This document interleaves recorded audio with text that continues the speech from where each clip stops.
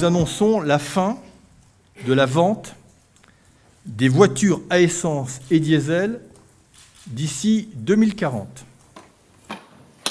2040, c'est la date limite que s'est fixée le ministre d'État pour vider le parc automobile français de tous ses véhicules thermiques. Cependant, d'autres acteurs se sont déjà engagés dans cette voie. C'est le cas de l'entreprise Carwatt qui transforme les véhicules essence en électrique uniquement à base de batteries recyclées et étrangement, c'est plutôt simple. Donc, quand les batteries nous sont livrées, elles nous sont livrées dans des grosses boîtes de stockage comme celle-ci. Donc vous voyez ici un stock de batteries qu'il va falloir donc diagnostiquer avant d'être transformé.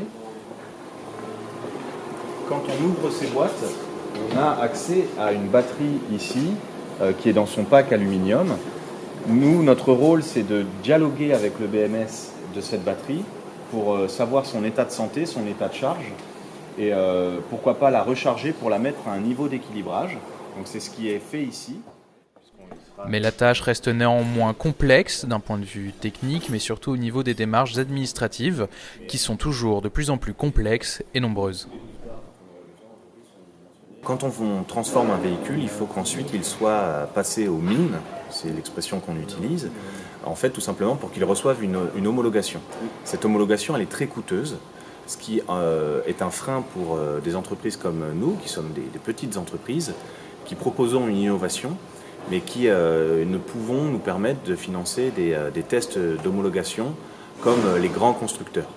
Ce qui faciliterait notre tâche d'un point de vue réglementaire, c'est à l'étape d'homologation qu'on ait la reconnaissance du caractère innovant et surtout des usages qui sont très spécifiques pour les véhicules que l'on transforme. Et aujourd'hui, comme nous sommes contraints de respecter des critères d'homologation extrêmement élevés, extrêmement forts et contraignants pour nous, alors que nos véhicules ont une performance strictement urbaine, avec des vitesses limitées, des risques limités, l'homologation est un peu trop forte pour la taille de notre entreprise et on aimerait avoir une reconnaissance de notre activité innovante pour faciliter cette étape d'homologation.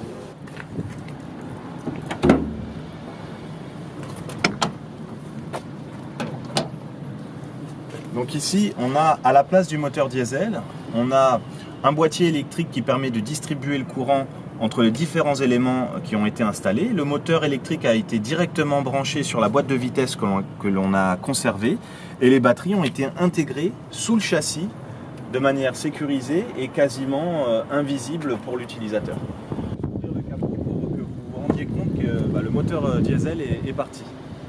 En fait, ce n'est pas une boîte automatique, ça reste une boîte manuelle, mais qui est fixée à un seul rapport, ce qui fait que l'accélération est continue de 0 à 80 km/h sans avoir à changer de rapport.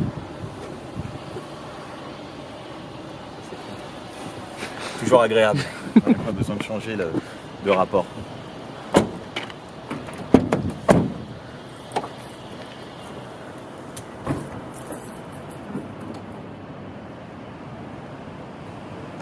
La parole est maintenant à Monsieur Mathieu Orphelin pour le groupe La République En Marche.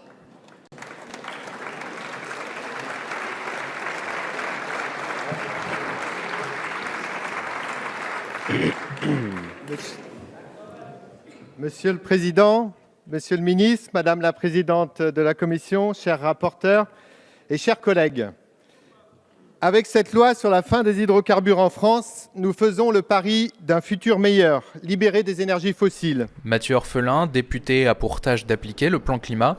Conscient des enjeux climatiques et des défis à relever, il est aussi soucieux des petites entreprises telles que Carwatt qui vont dans le sens de la transition énergétique. On ne peut pas dire du jour au lendemain on va abandonner les voitures essence et diesel en 2 ans, ça n'a pas de sens. Par contre là on donne à la fois la direction de moyen terme et aussi on va aider les acteurs à changer. Voilà. Et les enjeux de mobilité ils sont énormes parce que le transport c'est un secteur dont les émissions augmentent en permanence, très dépendant des énergies fossiles, donc il y a urgence à développer les véhicules plus propres et aussi à changer nos modes de déplacement. Je crois qu'il faut faciliter les expérimentations, libérer les énergies, c'est très important, arriver à accompagner toutes ces start-up, y compris technologiques, qui propose des nouvelles solutions. Donc favoriser les expérimentations, libérer un peu les énergies, c'est très important. On est dans un système très bien organisé mais très centralisé, aussi bien sur la production d'énergie que sur les transports. Donc arriver à changer complètement, à favoriser le développement des innovations, qu'elles soient techniques, comme c'est le cas de Carwac, ou organisationnelles. Donc ça aussi, il faut pouvoir faire des progrès là-dessus et puis accompagner les expérimentations. Ça, c'est quelque chose de très important. Après un petit détour à l'Assemblée nationale, direction le ministère de la Transition écologique et solidaire en compagnie de Gérard Felzer. Proche de Nicolas Hulot mais également expert en mobilité au ministère, il évoque avec enthousiasme les mentalités qui changent et celles qui sont encore à changer. Donc aujourd'hui, la transition énergétique, elle concerne tout le monde, dans tous les secteurs. Et il va falloir faire de la recherche et aussi des comportements, c'est-à-dire changer de comportement. Alors, depuis tout petit, on nous apprend à éteindre la lumière derrière soi. C'est pas suffisant, ça. Ça veut dire consommer à bon escient en fonction de ses besoins. Exemple, pour les voitures, on n'a pas besoin de faire une voiture qui a 1000 km d'autonomie, qui fait 4 places, alors qu'on est tout seul dans sa bagnole pour faire 10 km par jour pour aller au boulot. Voilà une des aberrations qu'il va falloir éviter dans l'avenir. On n'a pas besoin de transporter de la ferraille. Alors on va augmenter les capacités, on va partager, on va faire de l'autopartage de plus en plus. Les smartphones y aident considérablement.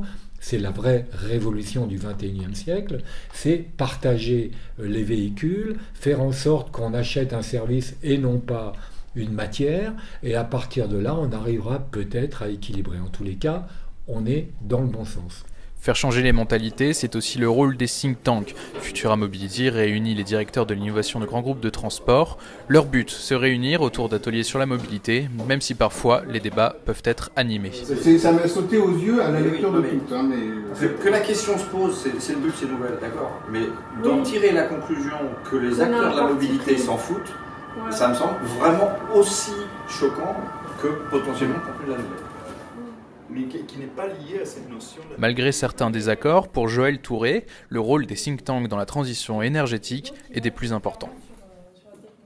Les think tanks comme Futura Mobility jouent un rôle assez important sur l'aspect développement durable, puisqu'en fait, pour nous, c'est vraiment une donnée de base. C'est-à-dire que dans les transitions qui impactent le monde de la mobilité, qui impactent tous les mondes, mais en particulier le monde de la mobilité, il y a la transition numérique, bien sûr, mais il y a aussi énormément la transition écologique, et c'est évidemment un facteur très lourd pour la mobilité, puisque la mobilité, c'est au niveau mondial 37% des émissions de gaz à effet de serre. Alors 2040 peut paraître loin pour certains, mais pour les acteurs de la mobilité, il est urgent de mettre en place des solutions durables. Petites entreprises, ministres, députés ou de la société civile, tous croient à cette transition énergétique devenue une nécessité dans laquelle chacun a un rôle à jouer.